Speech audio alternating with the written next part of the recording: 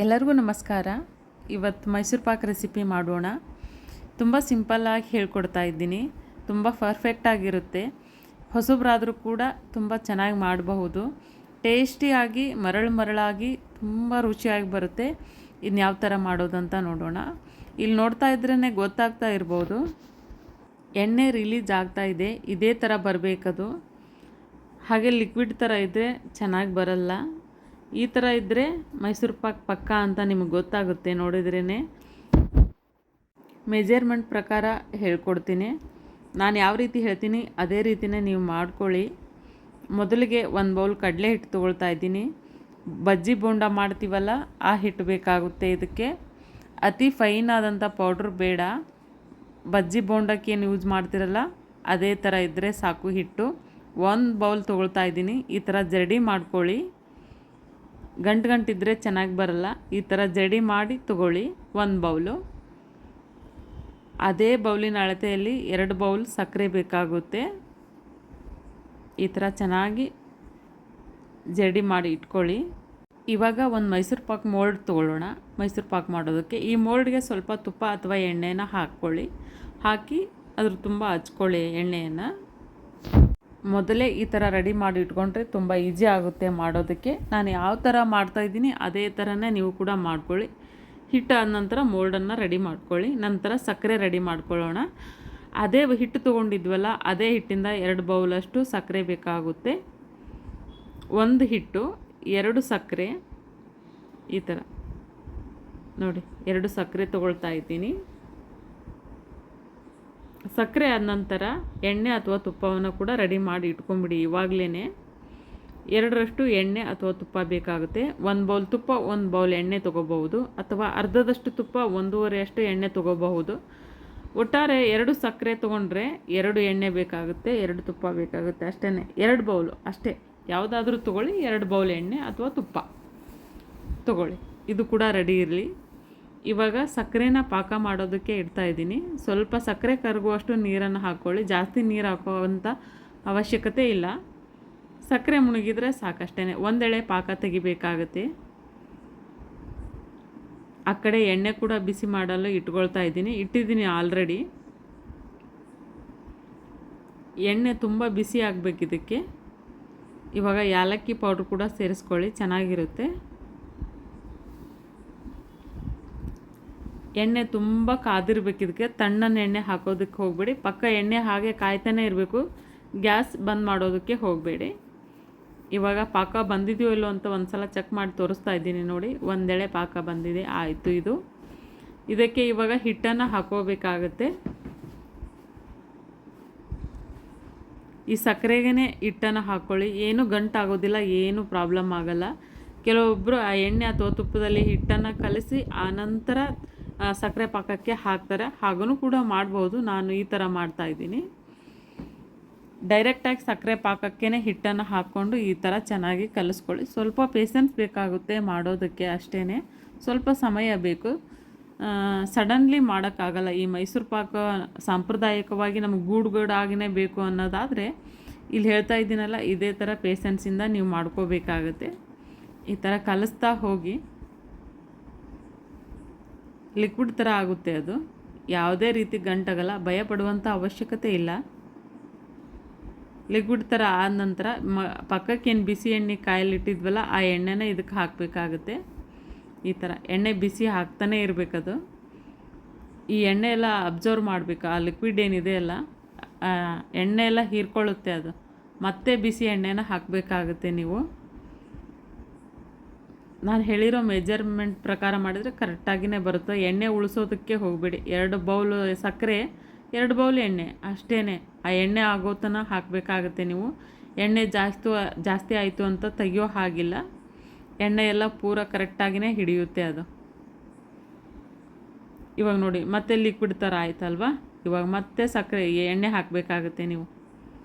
ಹಾಗೆ ಎಣ್ಣೆ ಹಾಕೋದು ಮಾಡೋದು. ಇದು ಮೈಸೂರು ಪಾಕ್ ಮಾಡೋದಕ್ಕೆ ಒಬ್ಬರೇ ಸಾಕು, ಇಬ್ಬರೇನು ಅವಶ್ಯಕತೆ ಇಲ್ಲ. ಒಬ್ಬರು ಎಣ್ಣೆ ಹಾಕೋದಕ್ಕೆ, ಒಬ್ಬರು ಈ ಥರ ಮಿಕ್ಸ್ ಹಾಗೇನಿಲ್ಲ. ಒಂದು ಕೈಲೇ ಮಿಕ್ಸ್ ಮಾಡೋದು, ಅದೇ ಕೈಯಿಂದ ಸ್ವಲ್ಪ ಎಣ್ಣೆ ಹಾಕೋದು ಅಷ್ಟೇ.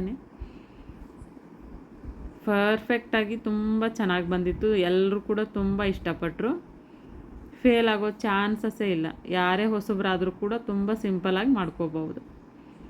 ಎಣ್ಣೆ ಹಾಕೋದು ಮತ್ತು ಅದನ್ನು ಸ್ವಲ್ಪ ಪೇಷನ್ಸಿಂದ ಮಾಡೋದು ಅಷ್ಟೇ. ಈ ಥರ ಕಲಿಸ್ತಾ ಹೋಗಬೇಕು. ಲಿಕ್ವಿಡ್ ಥರ ಇದ್ದಿದ್ದೆಲ್ಲ ಹೋಗಿ ಅದು ಬಬಲ್ಸ್ ಥರ ಬರಬೇಕು ಫುಲ್ ಇಟ್ಟು. ಇವಾಗ ಬಂದಿದೆ ಅಂತ ಅಂದ್ಕೊಳ್ತೀರಾ, ಬಂದಿರಲ್ಲ ಅದು. ಹೀಗೆ ಮತ್ತೆ ನೋಡಿ ಅದೇ ಥರನೇ ಆಯಿತು. ಮತ್ತು ಎಣ್ಣೆ ಹಾಕ್ಕೋಬೇಕು, ಸ್ವಲ್ಪ ಸ್ವಲ್ಪ ಎಣ್ಣೆ ಹಾಕ್ಕೋಬೇಕು. ಎಟ್ ಎ ಟೈಮ್ ಹಾಕೋದಕ್ಕೆ ಹೋಗಬೇಡಿ. ಈ ಥರ ಎಣ್ಣೆ ಹಾಕೋದು, ಈ ಥರ ಕಲಿಸೋದು. ಇಷ್ಟು ಮಾಡಿದ್ರೆ ಮೈಸೂರು ಪಾಕ್ ಆಯಿತು ಅಂತ ನೀವು ಅಂದ್ಕೊಂಡಿರ್ತೀರ. ಇಲ್ಲ, ಇನ್ನೂ ತುಂಬ ಪ್ರೊಸೆಸಿಂಗ್ ಇದೆ ಮುಂದೆ. ವಿಡಿಯೋನ ಸಂಪೂರ್ಣವಾಗಿ ನೋಡಿ ಅಂದರೆ ಗೊತ್ತಾಗುತ್ತೆ. ಸ್ವಲ್ಪ ಟೈಮ್ ಕೊಟ್ಟು ನೋಡ್ಕೊಳ್ಳಿ ಕರೆಕ್ಟಾಗಿ. ನೋಡಿ ಮತ್ತೆ ಅದೇ ಥರನೇ ಆಗ್ತಾಯಿದೆ. ಎಣ್ಣೆ ಹಾಕ್ತಾಯಿದ್ದೀನಿ, ಲಿಕ್ವಿಡ್ ಥರ ಹಾಕ್ತಾಯಿದೆ. ಸ್ವಲ್ಪ ಅಬ್ಸರ್ವ್ ಮಾಡಿ ನೋಡ್ಕೊಳ್ಳಿ. ಸಡನ್ಲಿ ಆಯಿತು ಬಂತು ಅಂತ ಮಾಡೋದಕ್ಕೆ ಹೋದರೆ ಫೇಲ್ ಆಗುತ್ತೆ. ಪೇಡ ಥರ ಆಗಿಬಿಡುತ್ತೆ. ಪೇಡ ಥರ ಬೇಡ, ನಮಗೆ ಗೂಡು ಆಗಬೇಕು, ಮರಳು ಆಗಿಬೇಕು ಅಂದರೆ ನಾನು ಹೇಳೋದನ್ನು ಸಂಪೂರ್ಣವಾಗಿ ತಿಳ್ಕೊಳ್ಳಿ. ನೀವು ಚೇಂಜಸ್ ಗೊತ್ತಾಗ್ತಾ ಇರ್ಬೋದು. ಎಣ್ಣೆ ಹಾಕ್ತಾ ಹೋದಂತೆ ಅದು ತುಂಬ ಪ್ಯಾಟ್ರನ್ ದಪ್ಪ ಆಗ್ತಾಯಿದೆ. ಆ ಥರ ದಪ್ಪ ಆಗುತ್ತೆ. ಅದು ಲಿಕ್ವಿಡ್ ಅನ್ನೋದೇ ಇರೋದೇ ಇಲ್ಲ ಅದರೊಳಗೆ. ಸ್ವಲ್ಪ ಪೇಷನ್ಸಿಂದ ಮಾಡ್ಕೋಬೇಕಷ್ಟೇ. ಅದು ಏನು ಎಣ್ಣೆ ಹಾಕಿರ್ತೀವಲ್ಲ ಅದೆಲ್ಲ ವಾಪಸ್ ರಿಲೀಸ್ ಆಗುತ್ತೆ. ಅದು ಆ ಥರ ಮಾಡ್ಕೋಬೇಕಾಗುತ್ತೆ ಅದನ್ನು. ನೋಡಿ ಎಷ್ಟೊಂದು ಚೇಂಜಸ್ ಆಗಿದೆ. ಲಿಕ್ವಿಡ್ ಥರ ಇಲ್ಲ ಇದು. ಎಣ್ಣೆ ಎಲ್ಲ ಬಿಟ್ಕೊಳ್ತಾ ಇದೆ. ಅದು ನೋಡ್ತಾನೆ ನಿಮ್ಗೆ ಗೊತ್ತಾಗ್ತಾ ಇರ್ಬೋದು. ನೋಡಿ ಎಷ್ಟು ಚೆನ್ನಾಗಿ ಬಂದಿದೆ. ಎಣ್ಣೆ ನೋಡಿ ಎಷ್ಟೊಂದು ಮೇಲೆ ಬಂದಿದೆ. ಎಣ್ಣೆ ಜಾಸ್ತಿ ಆಗಿದೆ ಅಂತ ತೆಗಿಯೋದಕ್ಕೆ ಹೋಗಬೇಡಿ, ಕರೆಕ್ಟಾಗಿಯೇ ಬರುತ್ತೆ ಅದು. ಇವಾಗ ಅದಕ್ಕೆ ಹಾಕ್ಕೊಳ್ಳೋಣ. ಇಲ್ಲಿ ಪ್ರೆಶ್ ಕೊಡೋಕ್ಕೆ ಹೋಗಬೇಡಿ. ಅದನ್ನು ಜೋರಾಗಿ ಪ್ರೆಸ್ಸಿಂಗ್ ಮಾಡೋದಕ್ಕೆ ಹೋಗಬೇಡಿ ನೀವು. ಗಟ್ಟಿ ಥರ ಆಗಿಬಿಡುತ್ತೆ ಅದು. ಹಾಗೆ ಸ್ಮೂತಾಗಿ ಹಾಕ್ಕೊಳ್ಳಿ ಅಷ್ಟೇ. ಹಗುರವಾಗಿ ಹಾಕ್ಕೊಳ್ಳಿ ಅದನ್ನು. ಆ ತುಪ್ಪ ಅಥವಾ ಎಣ್ಣೆ ಏನಾದರೂ ಉಳಿದ್ರೆ ಅದನ್ನು ಉಳಿಸೋದಕ್ಕೆ ಹೋಗ್ಬಿಡಿ. ಇದಕ್ಕೇನೆ ಹಾಕ್ಕೊಂಡ್ಬಿಡಿ.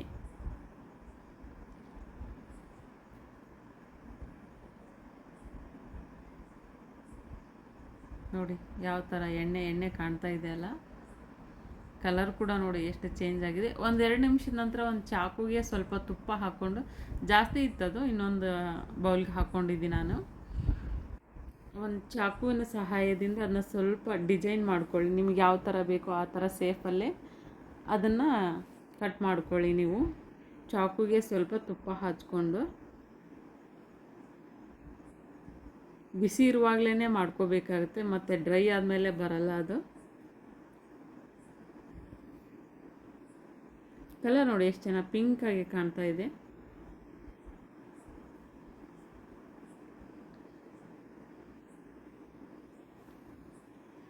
ಸ್ಮೂತಾಗಿ ಮರಳಾಗಿ ಬಾಯಲ್ಲಿಟ್ರೇ ಕರಗ್ತಾ ಇತ್ತು. ಅಷ್ಟೊಂದು ಚೆನ್ನಾಗಿ ಬಂದಿತ್ತು ಈ ಮೈಸೂರು ಪಾಕು. ಮನೇಲಿ ಎಲ್ಲರೂ ತುಂಬ ಇಷ್ಟಪಟ್ಟರು. ಹೊಸಬ್ರು ನಮಗೆ ಮಾಡೋಕ್ಕೆ ಬರೋದೇ ಇಲ್ಲ ಅನ್ನೋರು ಕೂಡ ತುಂಬ ಸಿಂಪಲ್ಲಾಗಿ ಮಾಡ್ಕೋಬಹುದು. ಇದನ್ನು ಸ್ವಲ್ಪ ತಾಳ್ಮೆಯಿಂದ ನೋಡ್ಕೊಳ್ಳಿ ಯಾವ ಥರ ಅಂತ. ಸ್ಟಾರ್ಟಿಂಗ್ ಎಲ್ರಿಗೂ ಪ್ರಾಬ್ಲಮ್ ಆಗುತ್ತೆ. ಈ ನಾನು ವಿಡಿಯೋದಲ್ಲಿ ಪ್ರಾಬ್ಲಮ್ ಆಗೋದಿಲ್ಲ. ನಾನು ಯಾವ ಥರ ಮಾಡಿದ್ದೀನೋ ಅದೇ ಥರನ ನೀವು ಕೂಡ ಮಾಡ್ಕೋಬಹುದು. 6 ಗಂಟೆಯ ನಂತರ ಇದನ್ನು ಓಪನ್ ಮಾಡ್ಕೊಳ್ಳಿ. ಒಂದು 5-6 ತಾಸು ಸ್ವಲ್ಪ ತಣ್ಣಗಾಗಲಿ ಅದು. ಹಾಗೆ ಇಟ್ಬಿಡಿ ಈ ಥರ.